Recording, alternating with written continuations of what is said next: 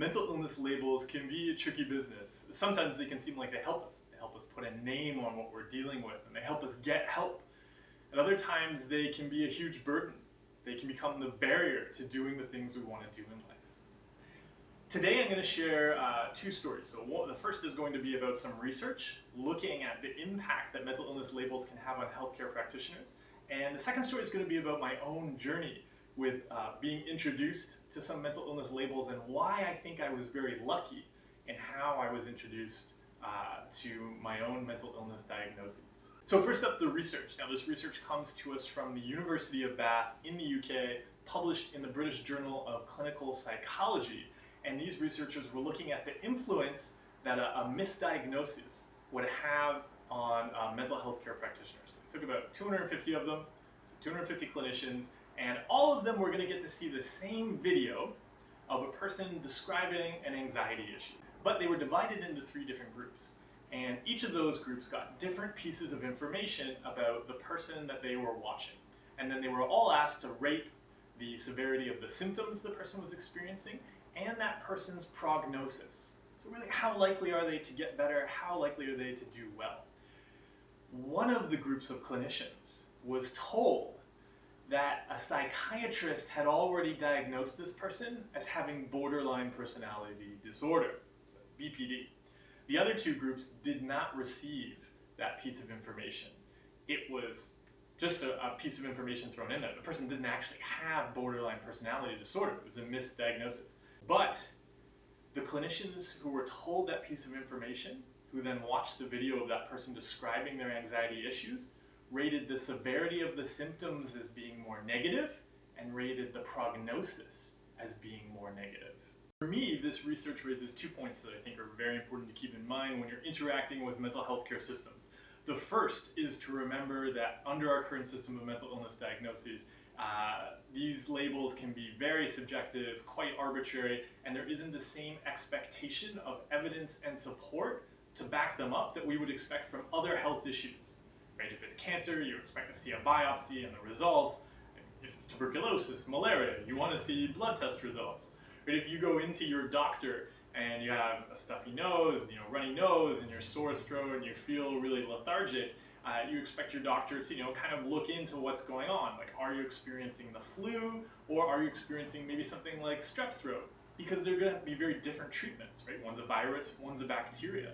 You don't want your doctor to look at you and say, well, you have a runny nose, so you must have runny nose disorder. Get out of here, right? Because what's going on inside you can be very different regardless of the external symptoms that you're exhibiting. With mental illness, we still stick the labels on the external symptoms, and that can be very open to interpretation based on the mental health care professional's experience, where they went to school, the types of treatments they offer, as well as the consumer's own awareness of what they're going through, the type of symptoms that they talk about. Okay? Very, very open to interpretation, so it's just something to keep in mind when those clinicians in the research study were told, hey, that person has borderline personality disorder. They had no way to prove that diagnosis wrong. The second thing that's important to keep in mind is how that diagnosis of borderline personality disorder affected the clinician's expectations of recovery for that patient. Right? So because of that label, they expected less. They expected them to do less well. That is so important to remember because that is going to affect the type of treatment that a person might receive. And what's really important here is how that might affect your own expectations for yourself. If a healthcare practitioner expects you to have a chronic issue, they're going to give you treatment to manage a chronic issue. If you expect to have a chronic issue that you can't recover from, you're probably going to approach it from a perspective of managing a chronic issue that you can't recover from. Right? But if somebody expects you to recover and they give you treatment based around recovery and you expect to recover, well, then your likelihood of recovering is quite different. The judgments and assumptions we make about a label can have a profound effect on the rest of our lives. And speaking of affecting our lives, that brings me to my own experience with mental illness diagnosis. To give you some background information here, when things were really bad with my mental health challenges, I didn't think I was having mental health challenges. So even when I was just a constant buzz of anxiety, and I would do things like stand in front of my stove and just watch it, or I would leave my apartment and go back to my apartment and leave my apartment and go back to it and check things and leave and check things, and I was convinced that people were watching me in my apartment. I would see people getting harmed every day. I was seeing all sorts of terrible things happening to other people, to myself. I couldn't hold knives anymore. I didn't want to go on the road or near cars. Even when I was, washing my hands with scalding hot water. So many different things. And that's only a tiny little sliver of all of the compulsions I was dealing with. Even with all those, I didn't think there was anything wrong. So that, of course, was a depressing experience. I thought when I first went to get help that I was experiencing depression. But with all the compulsions, I had reasons for all of them. I had totally rational, logical reasons for everything that I was doing. Even when I was sinking hours a day into compulsions, I had reasons. So I didn't go online searching about compulsions. I didn't think I had symptoms of anything. Everything I was doing was normal. Now, this is where the lucky part comes in. I go to a counselor to talk about depression. She's able to ask some questions after, I think it was several weeks or several months at that point.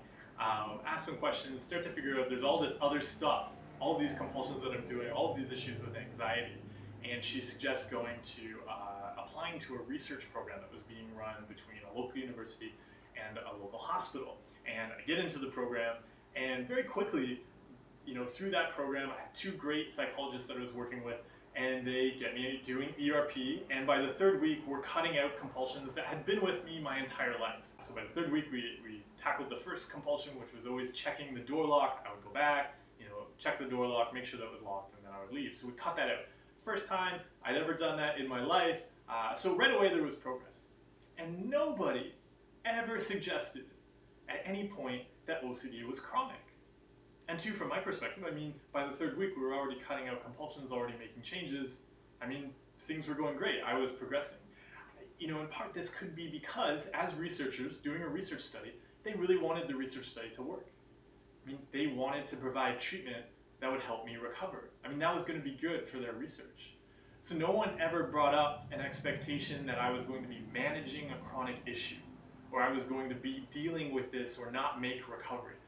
In many ways, recovery was expected, and because I didn't think I was dealing with any mental illness symptoms, I'd never gone online. I hadn't been exposed to this myth that you always see online that OCD is chronic, that anxiety disorders are chronic, that mental illnesses are chronic.